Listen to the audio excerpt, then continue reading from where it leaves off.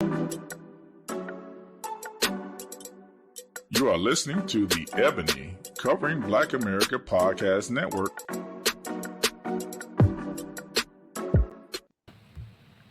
Hey everybody, we are back to Gems and the Mic. I'm LD along with my partner in crime, Tanisha the Diva Mahomes. What's up, Nisha? Hey, Linda. It's good to talk to you again. It's going to be an awesome show. I'm telling you, it is some good stuff going on in every aspect of sports. So let's get in it. Yep, and I just want to put something out there so people wonder why we don't talk about baseball. We leave that to the Big Mahomes show. Pat Senior, he covers that. We work with him on that, so we don't talk about baseball. So Yeah, not that we don't watch it or we don't love it, but we leave it to the expert. We leave it to the that. expert on that one. Yeah, absolutely. Yeah, absolutely. And his guests. So, but we're gonna jump right in. Let's talk about those with WNBA playoffs. Well, who you want? You go ahead. We're gonna start. We're gonna start with this guy. Sky, Connecticut tied 1-1. I told you the other night that Connecticut's scrappy team, right? So I'm not gonna count them out. But Candace Parker showed why she is Candace Parker, right? She came out there 22. Yeah, and it's the little things, the intangibles, right, that don't show up on the stat sheet that Candace Parker does, because even after she gets a and one off a 3-point shot, it's she pulling the team together. Let's talk about what we need to do. What's the next move? So she's always one. That's that coach, that general on the floor, and she really showed it tonight. They were clicking, and I knew, like I said, not taking anything from Connecticut, but I knew that looking at that game the other night, you had Courtney Vandersloot. She had 0 assists. And she's had triple doubles. She had 0 assists in the fourth quarter. You're not gonna win games like that. They just weren't clicking. The offense wasn't going. And what'd you see the other night? What got you the other night?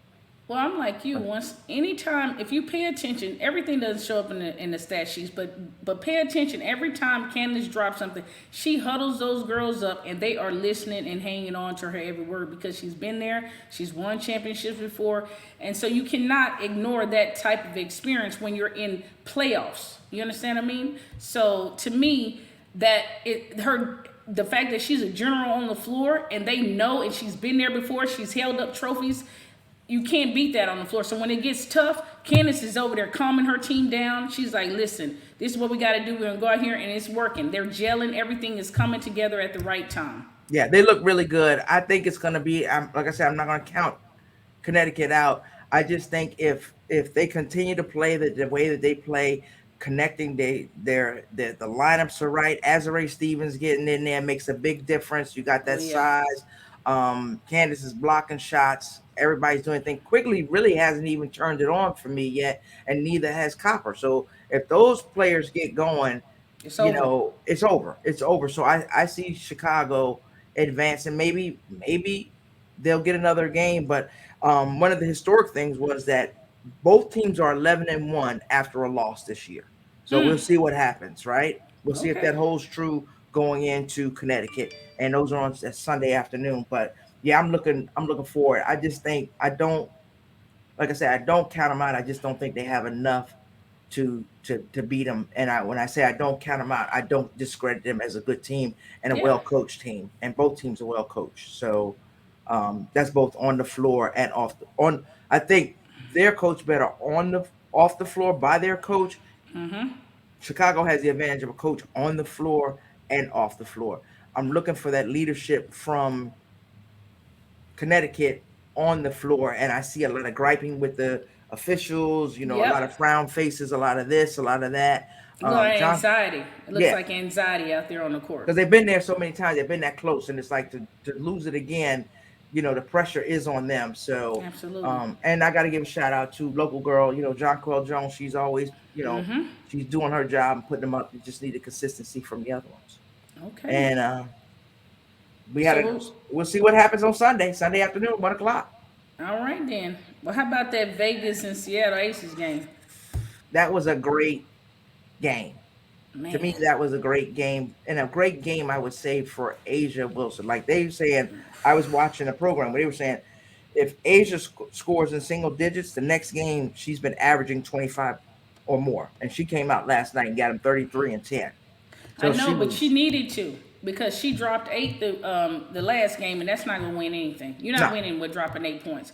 She came back, she rebounded, she dropped like what 30 something on them. 33.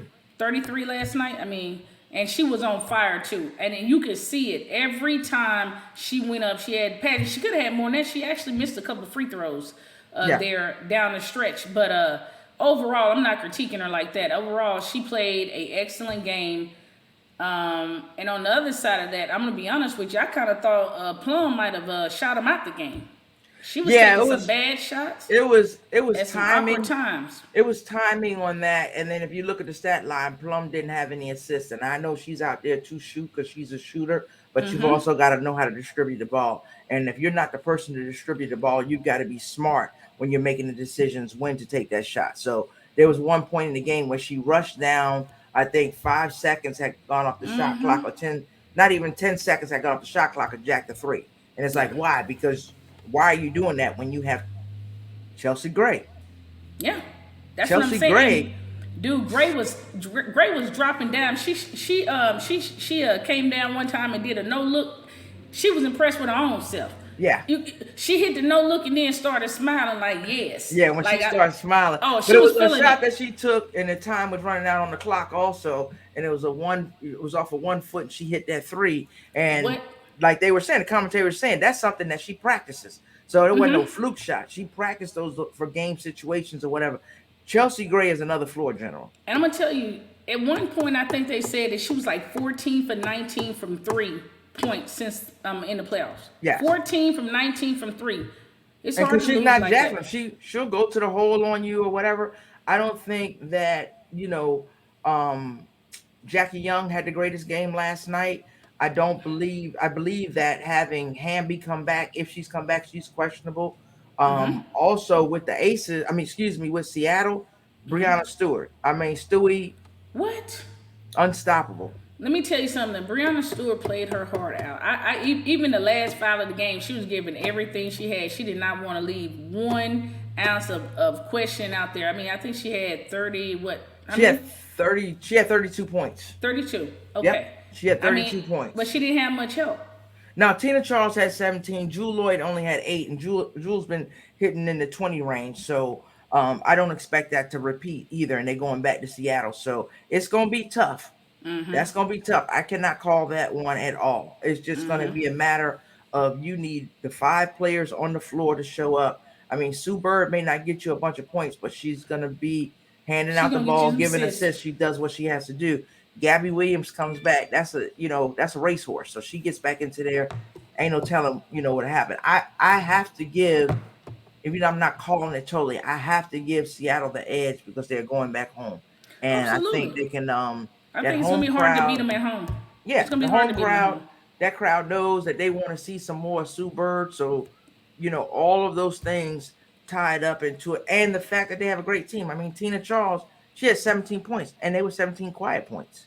Yeah, and 9 rebounds. And the thing about it is, with Sue Bird being, it's almost like, as a team, you don't want to not make it to the championship with Sue Bird. This is the one of the last great, point guards out there. You're talking about somebody who has given their whole entire life, adult life to this league, played a lot longer, helped the game get going, willing to do all of those things, take less money, all of that goodness to get this game where it is. So if I'm on that team, I'm giving my last effort because I want to be the team that let her go out, the right way. I'm not sure that they are, but I'm just saying when you have something to play for, it almost brings something out of them. And I think it's gonna be hard to beat them at home. Oh yeah, it's a different motivation for them. And Sue's done so much on the court and off the court. So, I've got favorite players, or I've got players that I like on all the teams. So for me, whoever wins it, I'll be happy. They deserve it if they can go through with these 4 that we have and win that championship. So, like I said, tune in on Sunday, right? You'll see them at 1. I believe it's 1 and 3 o'clock. 1 and 3. Yep. All right, let's jump to the U.S. Open. Well, Serena Williams beat number 2 ranked Annette Kontaveit. I mess these names up all the time in 3 sets. So, of course, we got a little nervous right? We were talking to each other. And I told you I had to hang up because I told you I don't talk to nobody when Serena's playing. Right? Nerves are bad. And I'm trying to watch the WNBA and I got the phone. I'm trying to keep scores. I'm like, come on, come on. So her getting that tiebreaker in the first set and then going down 6-2 in the second set, I'm like, she tired. Does she have it? And then all of a sudden, What? it clicked. Let me tell you something. I was watching with my dad, and I watch a lot of stuff with my dad whenever he's in town. And we were watching, and my dad looks over. He said, "That's old Serena." He was like, "That's old Serena," and I'm like, "I know." I mean, she was hitting that ball with so much force, and I knew at some point, like when she was looking, she was like, "I'm not distracted." She took a bathroom break, came back, recomposed herself, and went to work. Yep. And when her serve was going, when she had her serve going, I kind of knew it was trouble. If the serve's going, that's trouble for anybody. And it was one of the commentators made the comment like Serena's serve, if it's going right, it can knock the racket out of your hand. It was Chris Everett, as a matter of fact, and she said she dealt with the same thing dealing with Martina, but she just looked focused. And the comments, some of the comments, and I know you want to elaborate on them, but one of the key comments that she made afterwards, she's like, I have nothing to win, I have nothing to lose. I don't have that target on my back like I did from 1998. So she's playing loose and she's having fun. So she doesn't feel that stress and that pressure. Yeah, one of the commentators was like, "Yeah, you just beat the number 2," and Serena just started smiling. She didn't say one word. She just started smiling, and the fans went crazy. And then she said, "I'm pretty good at tennis." I said, Yeah. "What?" Yeah. And then she left with, "I got a little bit left in me." Yeah. Like, in other words, I might be hoisting that trophy up over my head. Oh, it would be beautiful to see it. And the fact that they playing her and Venus play doubles tonight at 7:00. And it's always, and I like how the commentators say it and people say it, and we give Serena all the props in the world. But I always say there's no Serena without Venus, and there's no Venus without Serena. So they made each other for better. The sport. Yeah. What they've done for the sport is absolutely just amazing. I mean, I can't wait for the next match. And of course I have to shut the house down. I think it's almost like if you're a parent and you have kids that play sports, but if you have kids that have the exact same dream and they both reached their dream, they've both been champions, they both won the tournaments. I mean, you got to be like some of the happiest people, in the world, and to watch your children fulfill their dreams. So I know, her parents right now are probably, just overjoyed with the fact that they're now watching Serena round out her career and move on to the second chapter of her life. She's a mother now. She wants to extend her family. Her daughter told her, "Hey, I want some siblings." So, being a mom, it's hard to ignore your children. So I love the fact she's still doing it, where she still got some juice. We're still getting to see her go out and play tennis, and it shows that she still loves it. She's got she's got the fire in her, and she really believes. And I think a lot of people believe now. A lot of people definitely believe in her. Yeah, and the thing that we talk about her parents is like her mother never wants any to shine. When they were trying to take pictures the other night, even I think that was the most emotion I've seen her mother show, like in the box. When because she's just kind of chill. It's always like that face. Miss Orsine is always, and it was a story that Billie Jean King told from years ago. When Serena first came in, she asked because she hit it one, told her to show her serve, and she told her it was over, 20, 30 years ago, whenever it was, she was a little kid. She said, "Don't change a thing." And her mother was sitting there nodding. It was like she said her mother was there. It was like, "Don't change a thing." But we could talk about Serena all day because that is the GOAT. Don't at me about anybody else. Brady, Tiger Woods, they were there. Whatever. That's the GOAT. The only person I put in there, somebody that plays an individual sport. Ain't no backup, ain't no timeouts, ain't no substitutes. It's all you and your racket. So I give it that prop. We got some Americans still hanging out in there too. So unfortunately, Sloane Stephens, I watched that earlier. She lost to number 1, Iga Swiatek. Iga, she's been playing. Coco's still in there. Coco is looking absolutely fantastic. I watched Madison Keys come back. Rogers is in there. Collins is in there. So it's some good tennis. Yeah, but some upsets.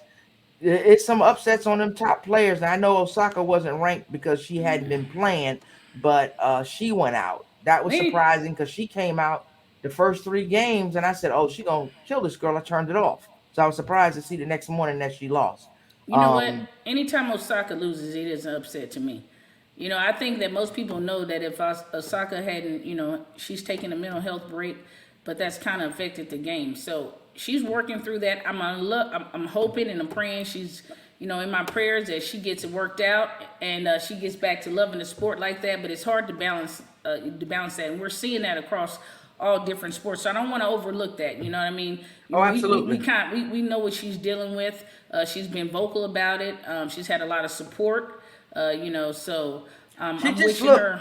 she just looked really good coming out, and that she had that bounce to her. The serve was working, everything was working, and then it just I haven't rewatched the match yet, so I can't really say Yeah. what happened. But Simona Halep went out, Sakari went out, Emma Raducanu, I messed that name up. Raducanu, she's the defending champ, U.S. Open champ. She went out, so that's not all of the top 30 that have gone out. So a lot of these people are getting beat. These young girls are coming in here and they're motivated and they're winning these matches. So more to come. We got a whole nother week of it. We got the men, my boy Nick Heroes, he's still in there. Daniel Medvedev, I watched his match last night. He's great to watch. I mean, he's so good. Rafa, we know what he can do. Andy Murray, they They're all these are advanced. professionals, right? These are the names, right? Top seed upset so far. Tsitsipas and Fritz, they were upset. So more to come. I see people. I'm watching it now. It's on the TV now. So we'll see what happens. It's fun. It was like Nick said. Nick to me is just so much fun for the game because he enjoys Absolutely. the game. And when he's tired, like he was saying, he's tired. He's like, I'm almost ready for it to be over because it's a long 2 weeks, a grueling 2 weeks to play. And if you're playing doubles, also it's grueling. So, stay tuned to the U.S. Open. Stay tuned to the WNBA. We're gonna take a quick break. Oh yeah, I cannot forget this. Right. So, U.S. Open Wu Yibing, and I hope I saying his name right. He made history as the first Chinese man to make it to the second round of the U.S. Open. So, congratulations to him. Yep. We're gonna take a quick Absolutely. break. We're gonna come back with Darren Smith, our boy, and we're gonna talk a little NFL. So stay tuned.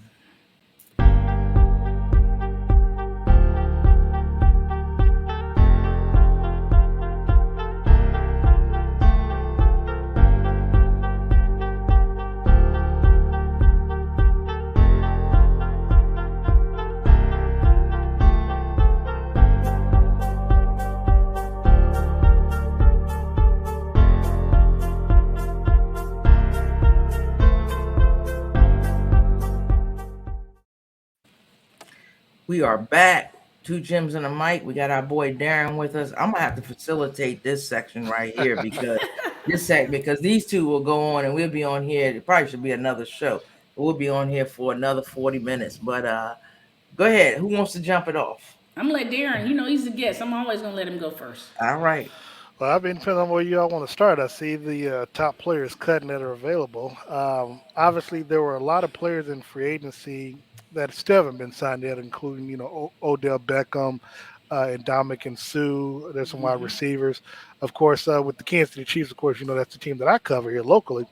Uh, I guess their biggest name, if you want to call it the biggest name, I guess would be Josh Gordon. He got picked up and signed by the Tennessee Titans to their practice squad. The Chiefs were interested in bringing him back if he did not, if he wasn't signed by another team. But again, he signed with the Tennessee Titans. So we wish him nothing but the best because he was a model citizen while he was here in Kansas City. I think And he had 14 games with the Chiefs. And let me jump in there because that one me and Tanisha been checking that one for the last 4 days. So that hurt Tanisha's heart a little bit. She wanted it him to hurt be mine there. too. It Yeah. hurt mine too. That stung Hurt me. guy. That really did. That stung because I feel like Josh got it together. He's had some off the field issues, and he got all that together. And he's been working hard. He's been, like you said, nothing but a model citizen in Kansas City. So I was rooting for him. He was in good form. He was in good shape, and so I thought at the very least we'd have him on our practice squad with hopes that maybe we're gonna keep him hanging around a little bit and maybe bring him up at the end if we get to the playoffs. So yeah, it stung a bit when I saw him get released and then saw the Titans pick him up. Yeah. Yeah. wish him nothing but the best, obviously. But I think, I think if it doesn't work out, like I said, if for some reason it doesn't even work out with Tennessee, I could still see a scenario where Andy Reid brings him back to Kansas City. But for now, I'm He just can go glad to that New he got York picked up. Giants. He can go to New York Giants. Nah, y'all don't need him. Nah, we good, Nah, we good. Now, the other he's now, there's some other players I think they got cut, but I can't really. I mean, unless you're looking at maybe the Las Vegas Raiders. I know they cut their first round draft pick from last year, but I think they're really trying to move away from the whole John Gruden, Mike Mayock era. And I think, and obviously, him being a first round draft pick and for whatever reason didn't work out, I would say that was also a notable cut, so to speak. Um, yeah. He's already back. He got picked up though. He okay. got picked up. He's on No, so, but I'm saying just notable cuts. I'm saying he's oh someone yeah, that had absolutely, gotten cut. absolutely. I think tight end for the Bills, Well, he OJ got Howard. signed. We got signed by Leatherwood. This Alex Leatherwood we're speaking about Yeah, just no, for I'm the. just okay. Yep. and then I think again a notable cut. Again, he might have got picked up or whatever. Was OJ Howard from the Buffalo Bills, which again shocked a lot of people. Like, really, you cut him? So, we'll see what happens with that.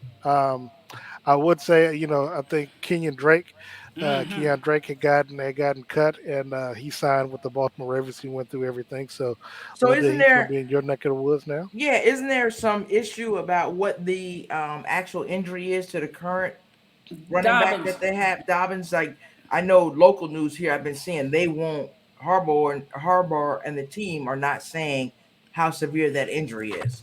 Well, I can tell So you one thing. I saw just a video like 10 minutes ago, right before we came on, and they showed him doing a practicing drills, and he had a noticeable limp. okay. He was limping bad. It wasn't even kind of a limp. It was a noticeable limp. So the fact that they went out and got Kendra Drake tells me everything I need to know. Okay. Yeah. Okay. Also, you look at Marlon Mack. He was cut and signed back to the Houston Texans practice squad. So, Yeah. like I said, I mean, a lot of these players get a chance to, a lot. It seems like what a lot of teams are doing because you can only have 53 men on your roster. Like they have so much depth that they try to cut.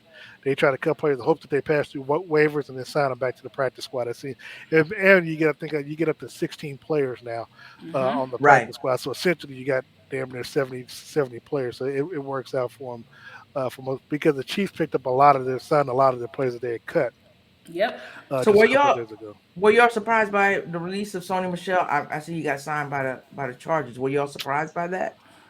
No, it just I mean no, because again, sometimes teams just have a lot of depth at one position. Like again, it was shocking for fans here locally in Kansas City that the Chiefs ended up carrying five if you count the fullback, but four running backs, along with only keeping five receivers instead of maybe six or seven. So, and then of course they also kept Blake Bell, who's got a serious hip injury, but the Chiefs haven't, just like you talked about with the running back situation, man, they haven't discussed or talked about how badly his hip injury is because I believe he got surgery, but they haven't said how long he's going to be out. But they think he's going to be out just in time. I guess after 4 weeks initially, but I'm not sure. I think it's going to be. I think he's going to be out for the season, and they just haven't really announced it or made that declaration just yet. So Tanisha, Jalen Rager traded to Minnesota from Philly. What you think about that? Well, actually, I was a little bit shocked about that. I mean, I know we picked up A.J. Brown over in Philly, but I thought they would keep Rager out there. I saw that they had dropped Greg Ward. Greg Ward didn't make it. I'm guessing that he's probably going to be signed to the practice squad. So the fact that they didn't keep Jalen, I was kind of shocked by that. I was like, man, what are we doing over there? That was a surprise, and then I think he was traded for like a seventh. I saw like a seventh round draft pick, and I was like, wow, that one got me a little bit. Yeah. Corey Coleman, former number one. Just the Chief just was like, good luck. But I think Corey is on record saying that early on in his career he didn't take it serious, and sometimes when you don't take advantage of opportunities, they will pass you by later on. I mean, and a prime example of that is Josh Gordon. There's not a person out there who doesn't remember what he was, and now when he's finally got it together, trying to come back, it's almost a little too late. It's a little bit too late, and so I kind of think that's what's going on with Corey Coleman. People are still willing to to take a look at him, but he hasn't seemed like he's been able to get over the hump. And then Kansas City is a hard place to try to come in when you're not known for studying the playbook, which he's admitted to. That's a playbook you got to get up in, because Andy Reid's playbook is complicated, and so I think that he may be a victim of someone who just didn't catch on to what Andy Reid's system as fast as we would have liked. They would have liked him to. Let's talk about this. Jimmy G restructures his contract to stay with the 49ers. Good look or bad look for Trey Lance? What you think? Darren, I'll start with you. It's interesting because you wonder if it's a bad look because they were all in trading Jimmy G in the off season. I mean, I think John Lynch said that even going up to the draft, they were looking to get rid of him or looking to trade him. Let me not say rid, but looking to trade him. But he said the surgery kind of set them back some. And then, but you look at Trey Lance, they were so gung ho, so all in, that it makes you wonder, are they having second doubts? Because again, they traded 2 first-round draft picks to move up in the draft to trade for him. To draft him, and I don't think really anybody was trying to get him. So, I don't know if it's buyer's remorse or not. And the fact that, but for Jimmy G, it's essentially a win because, he had $24 million coming up this year, but none of it was guaranteed. So if he gets cut, he gets nothing. At least now you get $6.5 million guaranteed. And depending on how things play out, because again, he got incentives all the way up to $15 million. Right. So for him to get $15 million, that means that he's going to be playing a lot, and Trey Lance isn't. So I don't think it's a good look for Trey Lance. People talk about, look, when the Chiefs drafted Patrick Mahomes, Alex Smith knew it was his last year. Regardless, it was his last year. And so the best thing he could do at that time was not get injured. Because if he got injured, Patrick would come in and would have never gotten his job back. Just like Colin Kaepernick did when he took the position from him in San Francisco. So for Trey Lance, it's one of those things where you don't want to look over your shoulder. I know you're going to say all the right things, but it's not a good look for him. What you think, Tanisha? I got a question for you. So even if they keep Jimmy G, they got him for 1 year. If Trey Lance doesn't work out, do you think they go back to Jimmy G or do they start searching? Absolutely. And I think that the reason why they kept Jimmy G, it is a win-win for the organization because Jimmy G's a starter for somebody because they were trying to ship him off. And here's my thing. Those veterans know Jimmy G took them to a Super Bowl. Jimmy G is known for winning. Okay, he might not win the way everybody want him to win, but his record says he's a winner through and through. So here's my problem. Here's my thing. If I'm Trey Lance, I'm a little nervous because if I don't go out there and do what I need to do, you think those veterans that's been to the Super Bowl not gonna be in them coaches' ears saying, "Hey man, listen, he's young, he still got something to learn. We already got somebody that we know can get us to where we've been." So if I'm Trey, I'm a little nervous. I mean that's not the perfect scenario for him. And I know Jimmy G is like, I'm gonna wait in the wings and wait my opportunity out. And if I can come in here and get that rhythm with these players that I had before, and we get back to that playoffs, now I can go anywhere I want to go. You know what I mean? Because now I've proven that I can. I'm willing to be quiet. I'm not causing a fuss. And he also has a really good relationship with Trey Lance. He's not one of those quarterbacks. He's not one of those quarterbacks that's talking about this is my job and he's hiding his papers. Right. So they have a good relationship. So that is also helpful. He's not hiding. He wanted to compete. Right. And I always respect quarterbacks like that. Yep. See, but you have the flip side though. Again, it's not a good look for the Niners because you're so well invested into this young man. With again, you trade up. He was number 2, number 3 pick in the draft, and here you are, re-signing or restriction his backups or the person you had him to replace his contract to stay with the Niners, and he has a no trade now. He can't be traded, and he can't be cut. So it's like he's stuck there. Hey, they may know something we don't know. A lot of people have buyer's remorse or draft remorse, whatever you want to call it. Think they made the right decision on draft day, and then how many players we've seen? We just talked about a few that were number 1 or first round players.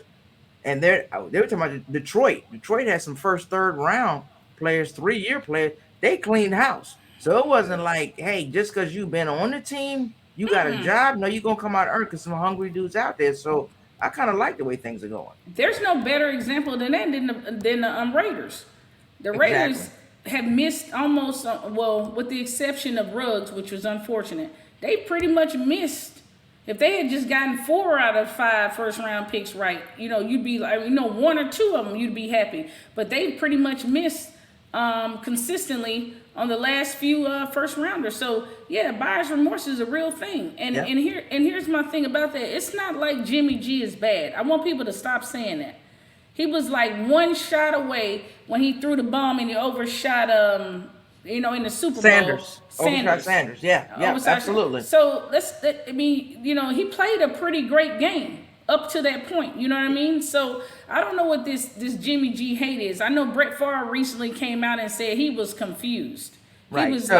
He was really confused by that. Yeah, we can beat that to death. Let's for time's sake, we're gonna move on. So the Bills cut punter Matt Araiza due to a gang rape allegation after it became public.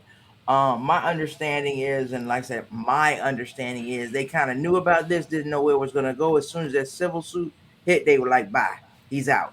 And so they should. Thoughts on that? Yeah. And so they should. They have a team right now that most people think are going to the Super Bowl. You do not need punter drama. Okay, this is the punter. What kind of drama? Punter drama.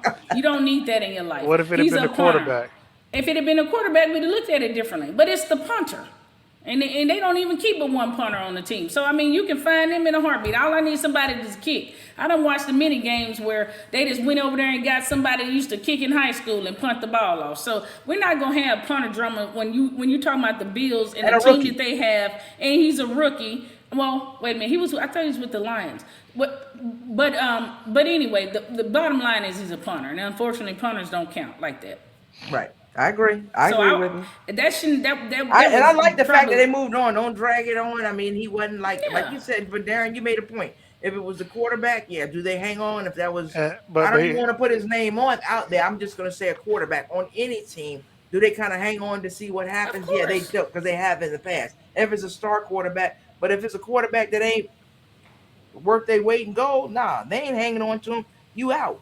If you're not going to really impact my team, or if you're replaceable, you're out. And I think the Bills made the right move. Yeah, the only problem I have is the timing, because again, they knew about this because their general counsel has spoke to the lawyers about it. So they knew a lot of the details. It was just, again, they just wanted to see how it was going to play out. How far it was going to go. Oh, and you know what? I'll tell you why I don't have a problem with it, because they at least gave him the benefit of the doubt. I hate when they just throw you away. You know what I mean? So at least they tried to see if it was going to come to fruition, that they were going to, that some charges were going to be brought, the allegations were going to come forward. So I don't have an issue with that. But as soon as they did the right thing. They wiped that problem off the books, and they moved on to something better, and we won't hear about him again. He's done. So breaking today, maybe it broke tonight, I only saw it today, Broncos signed quarterback Russell Wilson to a 5-year extension worth $245 million, $165 million guaranteed. I love it. I like it. I won't say I love it because it's not fully guaranteed, which in effect hurts Lamar Jackson's negotiating standpoint. Now, he might still stand on 230, 250, 240 fully guaranteed, but I think what happens is that the new owners of the Walton family of the Denver Broncos, because they could easily write a check and there'd not be no issue. I think they didn't want to rock the boat with their fellow owners because they just got in. Exactly. And so I think that's the reason why. And also Russell Wilson his agent didn't press for a fully guaranteed deal. So and you want a quarterback that's going to be there for a minute. Well, they've been going through so many changes. Well, he's essentially going to be there for 7 years now because of his contract that he's already in. So this is just an extension. But again, I just think that as it relates to Lamar Jackson and his negotiations, he's probably going to stand on it. Of course, he does not have to sign. This will be his last year, but he could be tagged twice, and I'm not sure, how that's going to play out. So he's betting on himself. Hopefully, he doesn't have a situation like Dak Prescott where he bet on himself and got hurt, and they still paid him anyway. So we'll just have to wait and see what happens. But look, I'm always happy for players to get paid. I love it because I love Russ. Mm-hmm. So, Russ and Sierra, doesn't hurt. Russ is just he's good on the field, off the field. He's good for the game of football. Exactly. He's just like Patrick. He is great for the game of football. Yeah, he's definitely great. Yeah. And didn't hurt that he's got Sierra as well. Well, That never hurts. That's I true. mean, That's a true power couple. They're a power absolutely. couple. I love it. But I also think the reason why Russ wasn't pushing for the all guarantee is because Russell knows where he's at. His defense was ranked third last year. So he's thinking, you know what? I don't need to take everything. I've already had a pretty good contract prior to this. He's had money. I mean, I think some people look at it different. Not had money. He got money. Well, he currently has money. He's already had those contracts. So my whole thing is that he's looking long term. Russell's is like, I'm here to win, and I'm gonna need some help to win. And so I don't think everybody is going for the most lucrative deal. Now I will say this though. I look at it kind of different, because if the Ravens weren't gonna pay Lamar the 230 guaranteed, at least with Russell and Russell at the 165, I think Kyler at like 189 or something. I figure Lamar's gonna get around in about 215, somewhere around in there. So that actually, you can look at it one or two ways. Yeah, maybe it doesn't get him the full guarantee, but if the Ravens weren't gonna pay him the full guarantee, maybe they come down and say, you know what, now we don't have to pay him 230. Maybe we pay him 210. 215 and see if he bite. Right. Yeah. Right. We'll see. So I'm looking forward to that. I'm looking to see. I'm hoping the best for Lamar. But I do know one thing, that if I'm Lamar, I walk in and I my ankle hurt, my neck and my back, everything at one time goes out. One play, I just need somebody to graze me, and I'm falling all the way out. All right, you crazy. So Darren, before we let you go, let's get your closing thoughts for the week. Yeah, my closing thought is the level of disrespect that we're seeing for Tanisha's nephew, Patrick Mahomes. Now, I'm not someone that feels like I have to come out and defend Patrick on anything. I think his work speaks for itself. And I tell people I am not a fan of the Chiefs. I cover the Chiefs. I try to be as down the middle as possible. I praise them when they do well. I get on them when they do bad, and Patrick as well. Patrick knows he's not above criticism, and he likes to be, and he believes in being criticized if his play warrants it. So me and Pat got a great relationship both on and off the court or field, and so. But just seeing how he was dropped from number 1 to number 8 in the NFL rankings, it's supposedly done by the players, and then a lot of we were on. I know Linda and I were on a Twitter space last week where somebody had Patrick number 7. I'm sitting there like, wait a second now. And I try not to flex from time to time. Like, you do know I cover this team, right? I see this dude every day in practice. I see him on the road, and I'm like, to say he's number 7 after winning the MVP is like really disrespectful to the game itself. And I just think that knowing what I've seen from Patrick, when he played against Chicago and Mitchell Trubisky, and he was doing the whole finger count thing, or doing that and some of the other stuff, when he goes up against other teams and use it for motivation. I think, one, there's already enough stuff out there about whether or not he's going to be the same without Tyreek Hill. I think that we're going to see a Patrick that, one, I tell people he, not only Patrick, but the team learns from its mistakes. Like, they learned from that loss with the New England Patriots in 2018 to get back, to get where they needed to go to get to the Super Bowl. I also know, and I'm getting some feedback all of a sudden. I also know, this team, how they lost in the AFC Championship game this time around is something that they're going to utilize as motivation to make sure that not only do they get back to the AFC Championship game, but they finish it out this time around. So I think this year Patrick gets the second MVP, leads the team to the Super Bowl, and we'll let the chips fall where they may when they get there. All right, Darren, we appreciate you joining the show. As always, you will be back, and like I said, thank you for joining the show. All right, Tanisha, let me get I don't know where that feedback is coming from all of a sudden. I don't know if that's... Well, Tanisha, you muted, so I think it's coming from you. I'm not sure exactly where it's coming from, but let's go ahead and Tanisha, give me your closing thoughts for the week. My closing thoughts are simple. I mean, well, let me touch back up on what Darren said. When it comes to that top 100, so yeah, maybe I don't agree with 8th, but I think it's fair that after the season that Aaron Rodgers had, being MVP, as well as Brady dropping 5,000 yards. He probably was the third best football, quarterback in that group. So I don't have an issue with the order of him being with the quarterback, but I do think that he probably could have been a little higher than number 8, if I'm being fair. But we can move on from that. But I did want to address that. So at least I think they got the order right. The quarterback order right. Okay. Fair enough. And my closing thoughts go back to Serena. And it goes to the fact that we're watching what I consider the GOAT play her final rounds of tennis. And I want everybody to stop what they're doing. Because when you say GOAT, that's exactly what she is. In my opinion, GOATs, this is a one person playing. You're not helping. There's no team.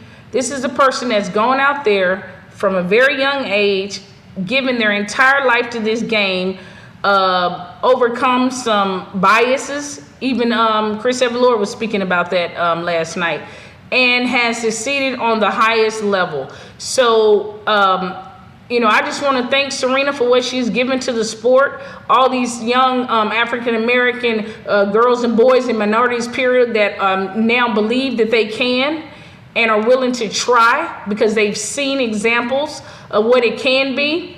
I'm hoping she wins that U.S. Open, and that is my closing thought. It is Serena. It is about her this week. I don't care about anything else going on, with the exception of the WNBA. But I'm hoping Serena pulls it off, and that's my closing thought out on this week.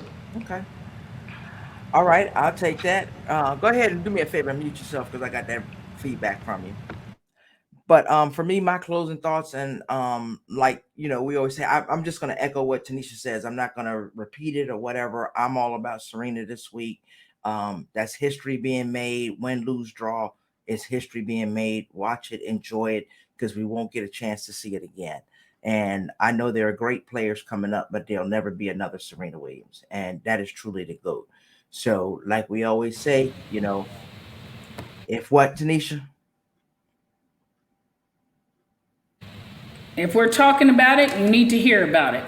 Yep. And as always, everybody, please remember to always be kind and be blessed. Until next time, peace. You are listening to the Ebony Covering Black America Podcast Network.